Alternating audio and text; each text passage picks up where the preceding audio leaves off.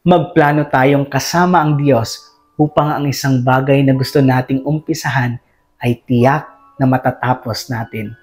Halina't maging bless. Ako po si Father Aris Olan at ito ang Palaman ng Buhay. Ang ating pong ebanghelyo ngayong araw na ito ay mula kay San Lucas chapter 14 verses 28 to 30. Kung ang isa sa inyo ay nagbabalak na magtayo ng tore, hindi ba siya uupo muna upang magplano at kwentahin kung magkano ang magagastos niya upang matiyak kung may sapat siyang pera para maipatapos ang kanyang ipapatayo? Baka matapos mailagay ang mga pundasyon ay hindi naman mayari ang tore. Siya ay kukutyain lamang ng lahat ng makakakita niyon.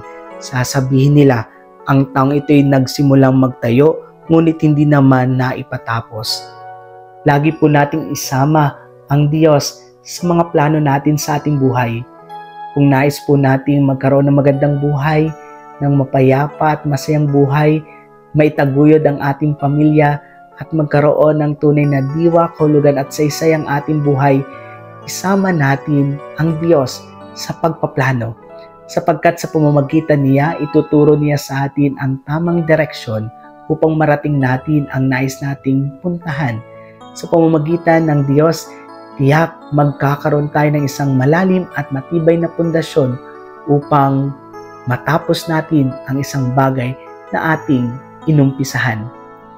Tunay nga pong dapat ang Diyos ay parte ng ating pagpaplano, parte ng ating buhay, dahil ang Diyos mismo ang gumuguhit ng buhay nating lahat. Kaya huwag natin siyang isasantabi. Kapag ginawa natin ito, tiyak, anumang mga bagay na inumpisa natin, hindi natin ito magagawang tapusin.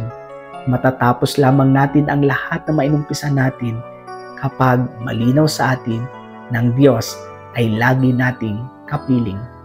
Muli, ako po si Father Aris Olan. Magkita-kita po muli tayo bukas. God bless you po and keep safe.